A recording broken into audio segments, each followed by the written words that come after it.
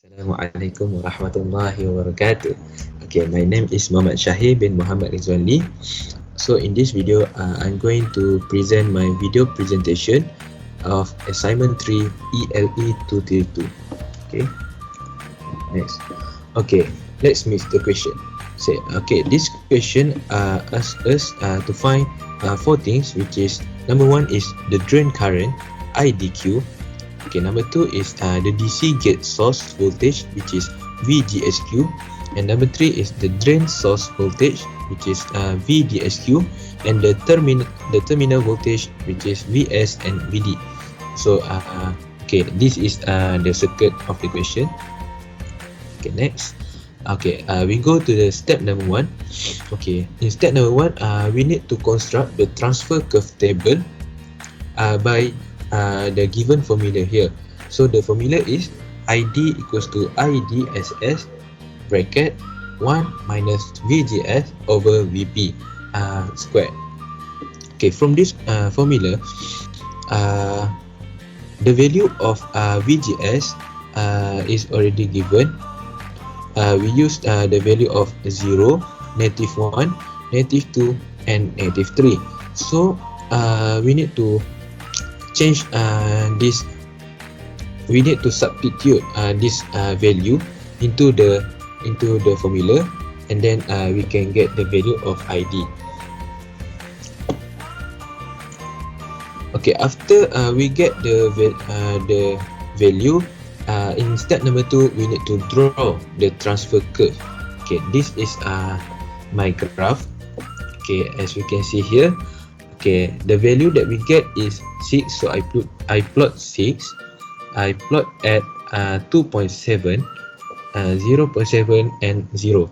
So this is the transfer curve that I get. Okay, next is step number 3. Okay, in step number 3, we need to find the KVL from the constructed circuit that consists of VGS and ID. So from the previous circuit, we can see that we have R1 here and R2 here. So we can do the Thevenin theorem to get the RTH and VTH. So we go to the, okay, this is the calculation. Okay, the RTH calculation, we take the value of R1 parallel with R2, which is 110 mega parallel with 10 mega, and we get the value. Okay, for the VTH, we take the value of R2 first, and R2 first over R2 plus R1. Okay, okay. For the VTH, we use the VDR formula. So we get the value of VTH.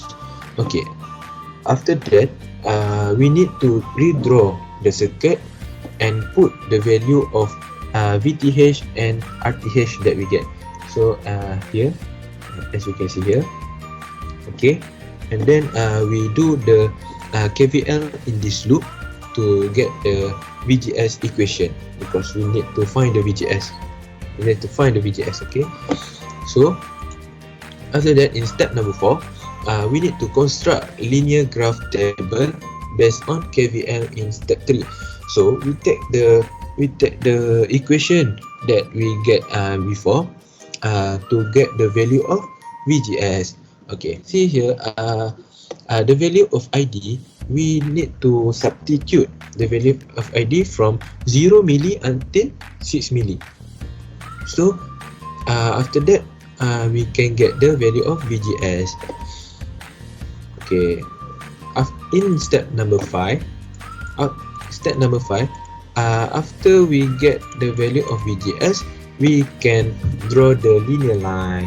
As you can see here. This is the linear line that already I plot here.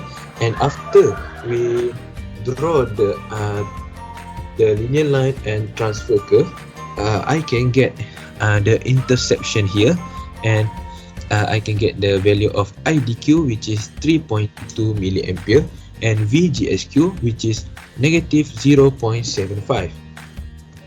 Okay, this is step number 5. Okay, we go to the step number 6. In step number 6, we need to find the VDS and VD and VS. So VDS,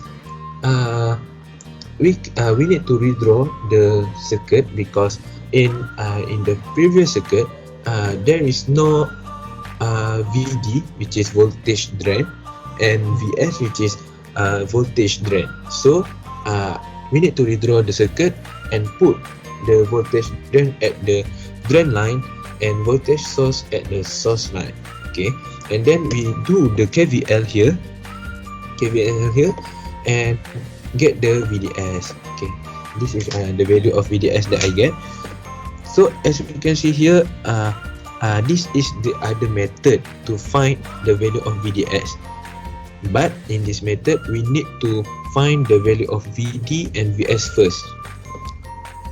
Okay, first. So next, okay, this is the step to find VD and VS. We use the same method, which is KVL.